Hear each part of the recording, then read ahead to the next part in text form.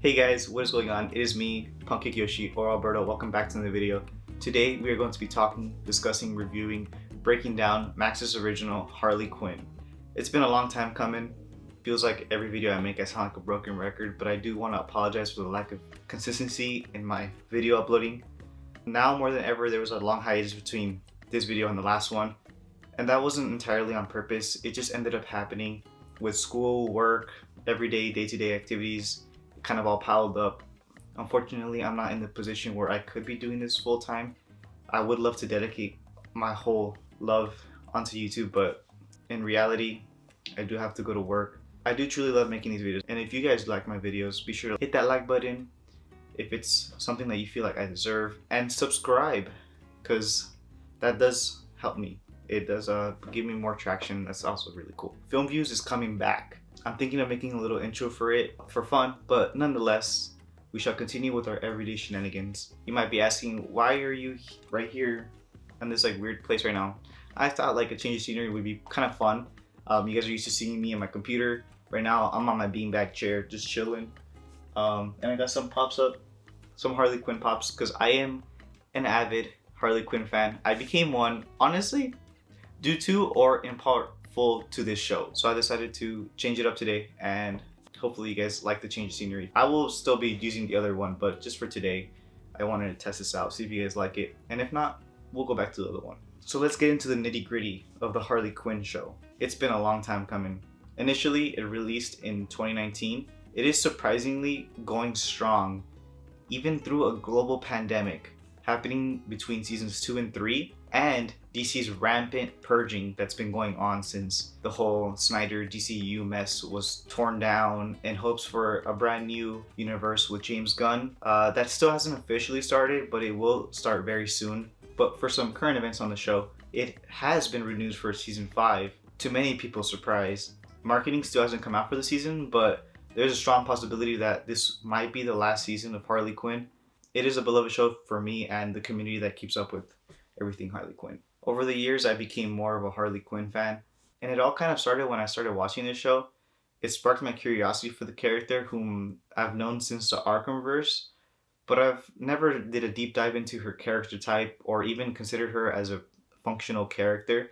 She was built upon being Joker's sidekick, and that's how it was for the longest time until Margot Robbie came in and destroyed comic book culture forever. Boom. All of a sudden, every girl at Comic-Con was dressing up as Daddy's Little Monster because of this bold new take on Harley Quinn. The closest thing we had to this version of Harley Quinn was the New 52 version, but again, this is the closest we had to 2016 Suicide Squad Harley. Her trademark blonde hair with blue and pink dyed tips took the world by storm. This brings us to the show, coming out 2 full years before James Gunn's The Suicide Squad movie, and itself having a fresh new take on Harley Quinn.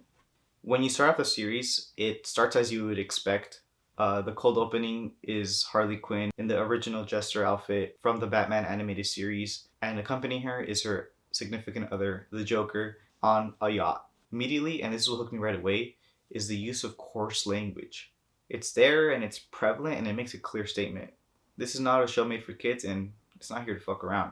The pilot hits all the marks you would expect from an origin story. It shows the Joker's mistreatment of Harley.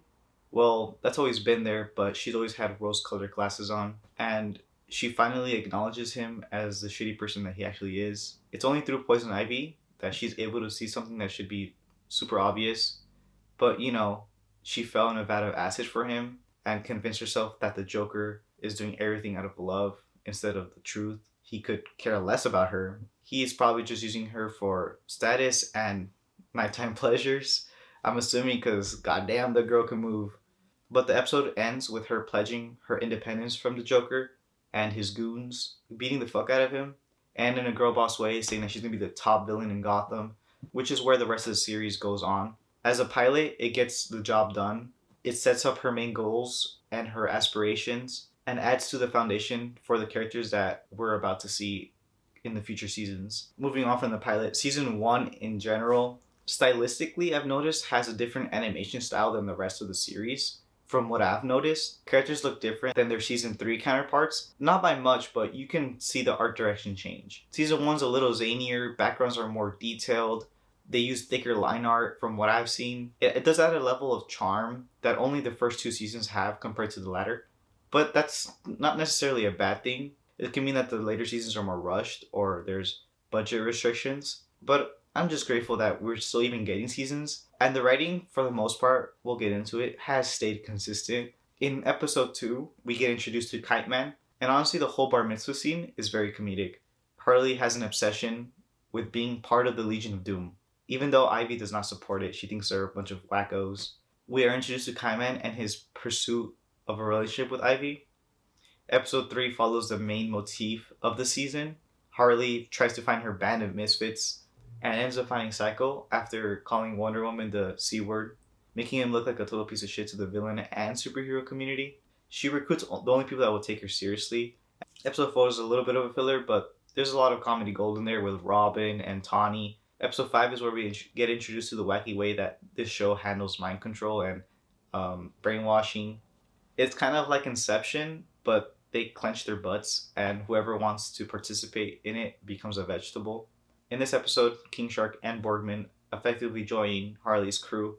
So we're up to the full length of Harley's crew.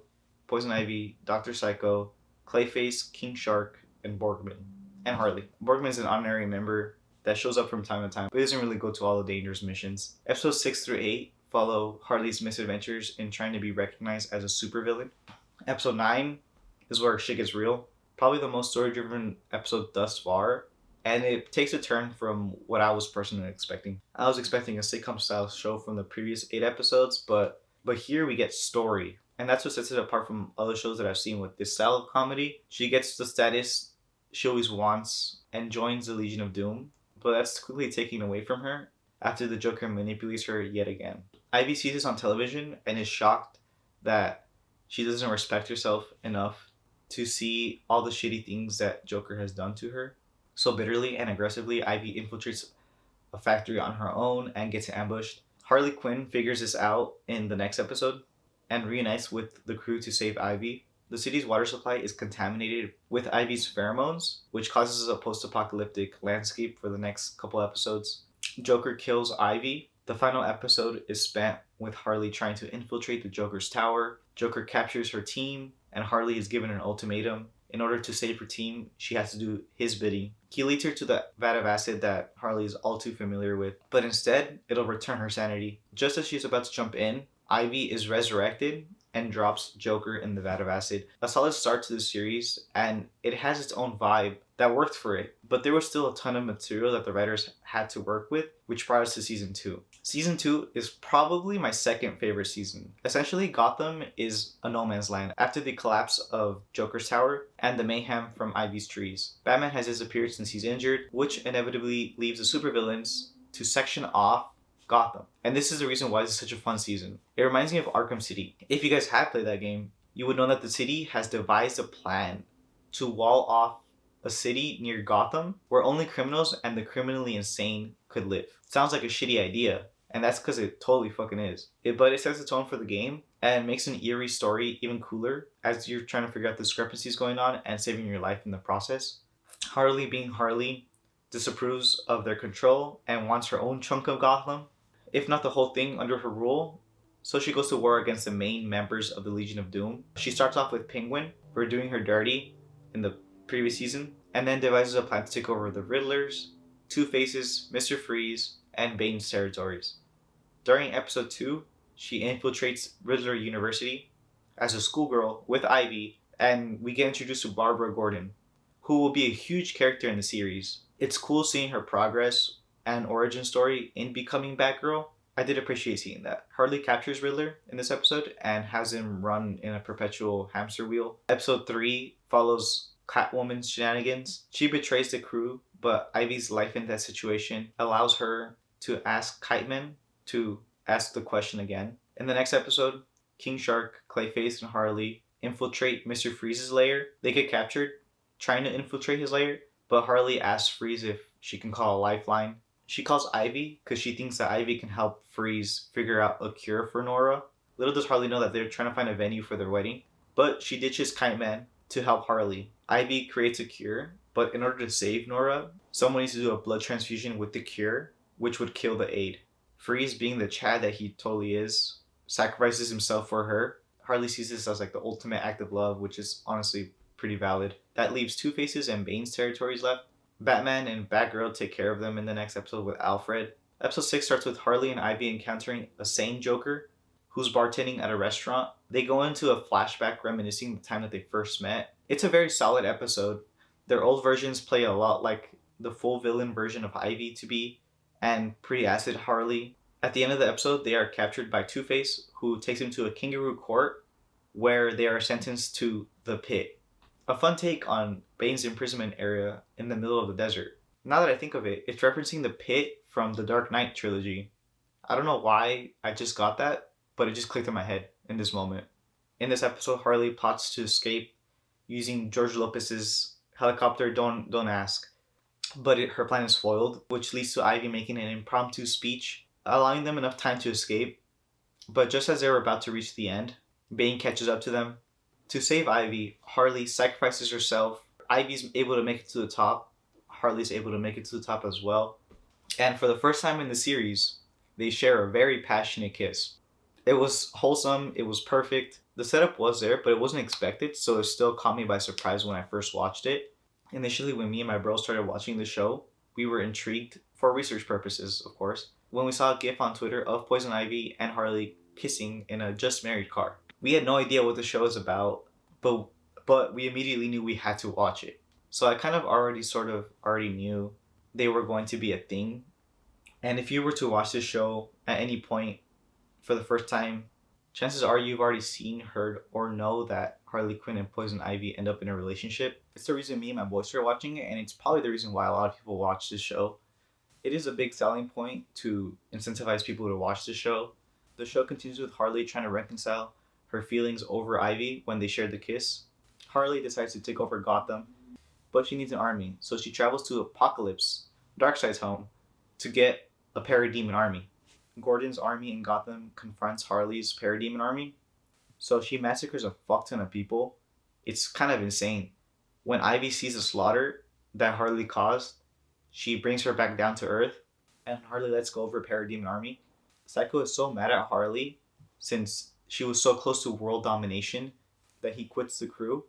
There's a back and forth between Harley, Kite Man, and Poison Ivy, since Harley can't express her feelings without looking like a total homewrecker, so she stays quiet for now. The next episode, Harley, Ivy, Catwoman, and a new character, Jennifer, travel to Themyscira, an all-woman island, to hold Ivy's bachelorette's party. Harley and Ivy get super drunk and do the deed. Ivy makes Harley swear that she's going to stay in her room for the rest of the weekend. The girls stop the queen from being hypnotized into selling Themyscira to LexCorp, and the brush causes Harley and Ivy to have sex again. King Shark, in the B story of this episode, gets hitched with Tabitha in order to stay as King Shark. But there's no love, so they keep it professional. On their way back, they land at Gotham. Ivy chooses to stay with Kite Man since she trusts Harley with her life, but not her heart. And Harley is just left there to think about this in sadness. In the next episode, to cope with Ivy's rejection, she goes to a bar at Wayne's Tower, where Normie Joker just happens to be working there. Thugs attack the tower, and they are handcuffed together. Harley quickly discovers that this is the Riddler's doing, and he's working with Psycho, who has pledged to rain terror on Harley for wasting his time. Borgman, King Shark, and Clayface show up to help Harley, but Psycho uses a mind control helmet to enslave some parademons, King Shark, and Clayface.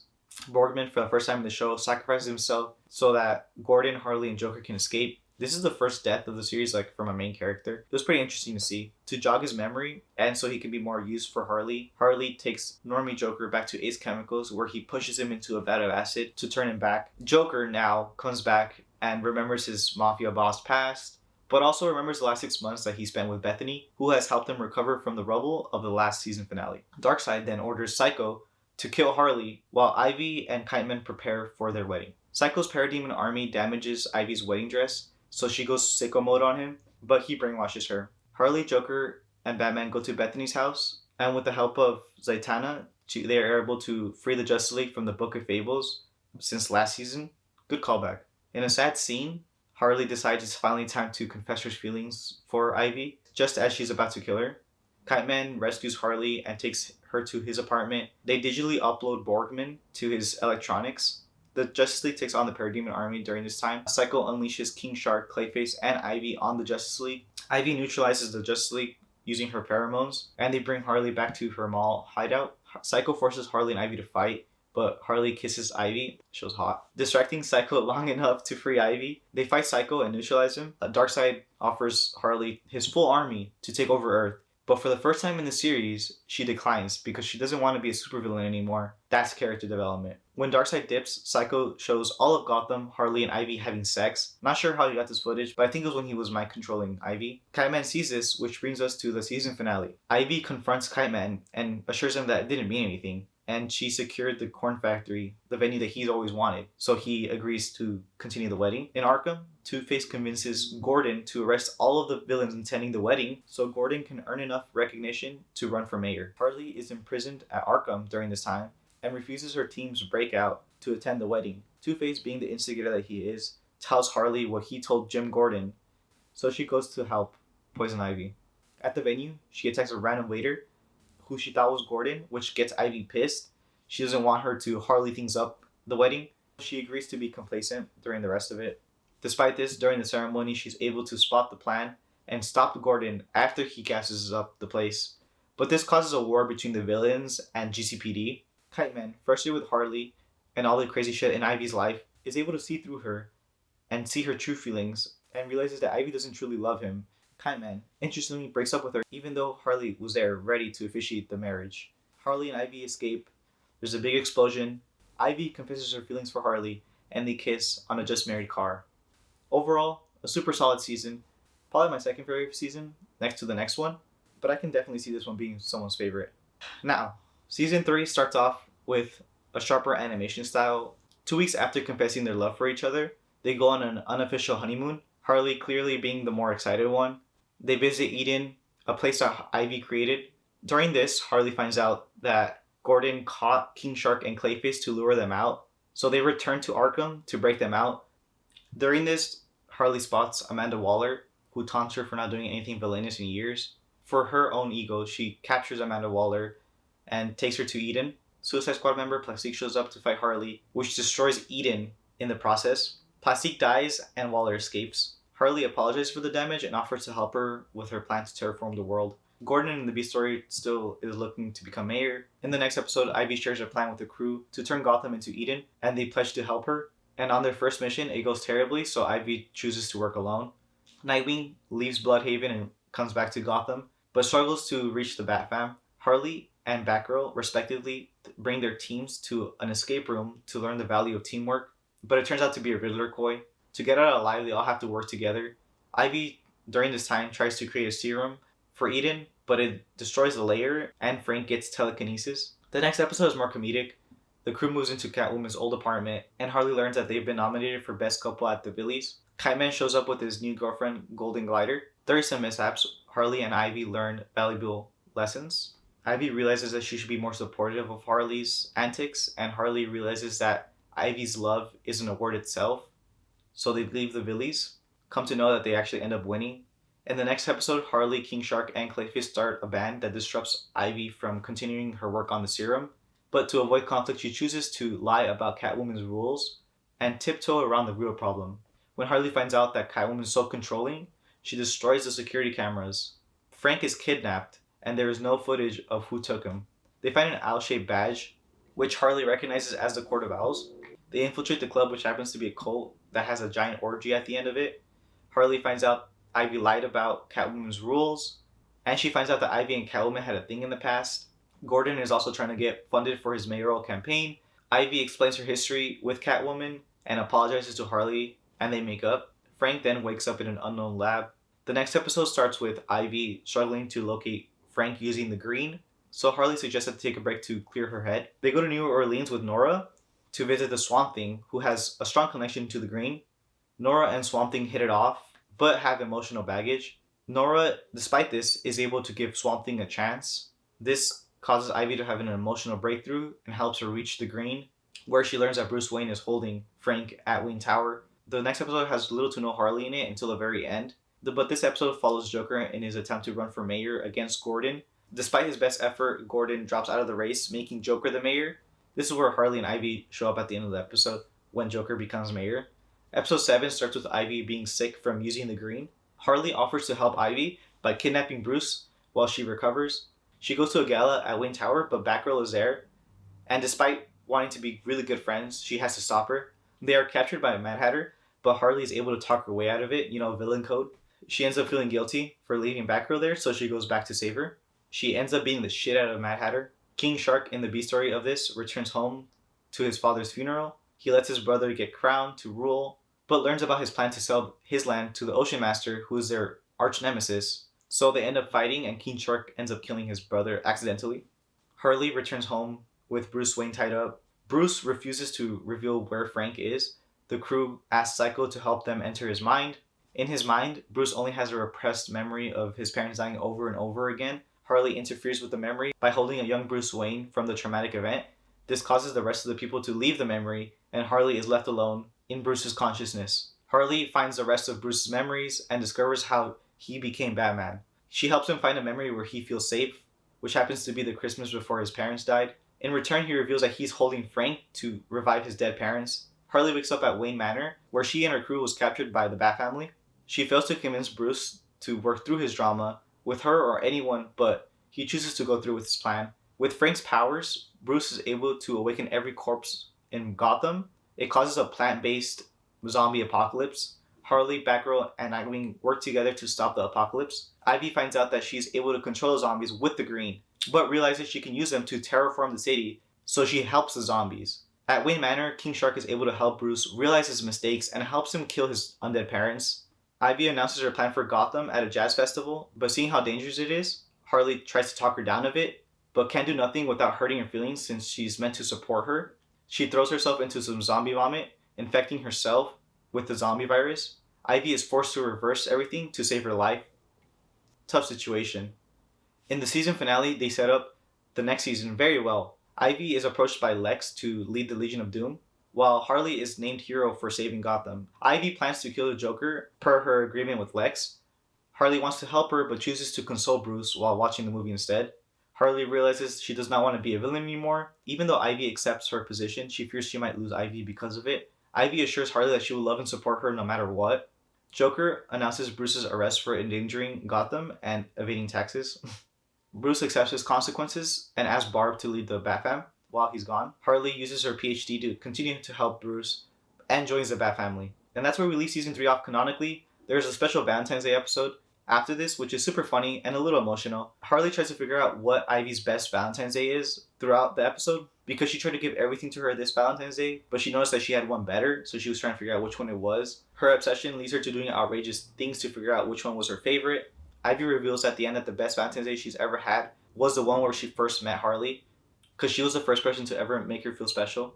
This season was probably my favorite out of the 4. It holds a special place to me because it was when me and my friends started watching the show. We had to watch all of seasons 1 through 2 while season 3 was coming out. By the time episode 3 or 4 came out, we were already caught up and watching the show weekly. It was a good time. Reminds me of simpler times before my boy got hitched and had more time for me. Moving on, season 4. We're almost there. Guys, this is a home stretch. Episode 1, Gotham's Hottest Hotties, starts with Ivy's first day at the Legion of Doom and Harley's first day as a member of the Bat family. Ivy initially has a hard time getting through to the villains, but stands up for herself and hires Nora as her assistant. A serial killer is targeting Gotham's hottest people, taking their perfect body parts. Harley realizes this is Professor Pig's doing because he has an obsession with that and uses Nightwing as bait for his butt. The Bat family captures Pig, but Harley goes on to smash through his face and kills him. It's revealed that King Shark's wife is expecting, and Talia al Ghul is coming to help Wayne Enterprises with their financial needs. Ivy then attends a networking event for evil businesswomen, where she meets Talia. Ivy learns through Harley that Talia works under Wayne Enterprises. Talia helps Ivy plan how to replace Gotham's male trees with female ones, unknowingly ruining Wayne Pharmaceuticals in the process, which was Ivy's plan all along. Despite this, they reach a mutual respect for each other. In the Batcave, as punishment for breaking the Batfan's no-killing rule, Harley is demoted to Alfred's assistant, who teaches her how to be a bitch. I mean, breathe, identify the problem, tea break, consider your options, handle it. Not a bad slogan to live by if you ask me, which she ultimately finds useful in decisive thinking later on. She witnesses Alfred trying to rob a bank and stops him, gaining the Bat family's respect. She earns her Bat outfit out of this, Alfred's plan to reunite with Master Bruce is foiled when instead of being sent to jail, he's sent to rehab. In the next episode, Harley and Ivy travel to Las Vegas in order to spend quality time with each other and watch Clayface's show. They learn that all the tickets are sold out. Harley, being the hero that she is now, decides that she has to hide herself and disguise herself from the villain community. She gets the idea after seeing Bruce DJing in prison because of his public identity. Clayface then foils her plan to steal her tickets to the show as revenge for not keeping in touch and just being terrible friends. Tabitha then subsequently goes into labor. King Shark then has 9 babies and asks Harley and Ivy to be godparents for his children. Ivy then admits fearing losing common ground with Harley due to the nature of their different jobs. So Harley then tells Ivy that she's effectively going to move in with the Bat family to fully indulge herself in the culture. In the next episode, Ivy goes to a convention on the moon. She expected to have a full panel, but Luther, being Luther, only had her introduce him. She uses this valuable time to connect with other villains in the convention, including Steppenwolf. During Luther's presentation, he realizes that everyone is more interested in Poison Ivy than him, so he throws a temper tantrum, sucks the convention into the vacuum of space. Meanwhile, on Earth, Talia cuts the Bat family's budget, so Harley has to teach him a vital lesson on how to fight the old-fashioned way. Episode 4 starts with Harley going through LASIK eye surgery through Supergirl to improve her night vision. She calls all of her close friends and Ivy to pick her up, but they all reject her or don't answer her. When she calls Batgirl, her roommate picks up. Back at the Batcave, Nightwing tells Harley that Barbara went missing. He refuses Harley's help because he doesn't really trust her. Luther gives Ivy a PR team to manage Ivy's career. These dudes are like straight up wacko. They're weird. They're very interesting characters. And they convince her to become an internet celebrity. Ivy then starts to neglect Harles and her mentees in the process. Harley locates Barbara on a mountain range and goes with her roommate to help her. Harley then confesses to Barbara that she gave up everything to be with the Bat family, but she still doesn't feel accepted. Later that night, Nightwing's corpse falls from a branch onto Harley and Barbara, and they're just completely shocked. At Nightwing's funeral, the Bat fam decides to split up in order to reduce the chances of being killed. Harley returns to Catwoman's apartment and learns about her sleepwalking from Frank. Ivy snaps out of the manipulation from the PR team and asks her mentees to help her destroy them. She ruins her rep on national TV, which angers the PR team. They morph into this weird giant sludge monster. Ivy and her mentees kill them. The Joker then announces his return to villainy and claims that he was the one that killed Nightwing. Barbara then investigates the Joker's whereabouts during the murder and finds out that he's been totally lying. Ivy then goes on to steal a time sphere, which Harley comes up with a plan to visit their future selves and ask them for advice. They arrive at a post-apocalyptic Gotham.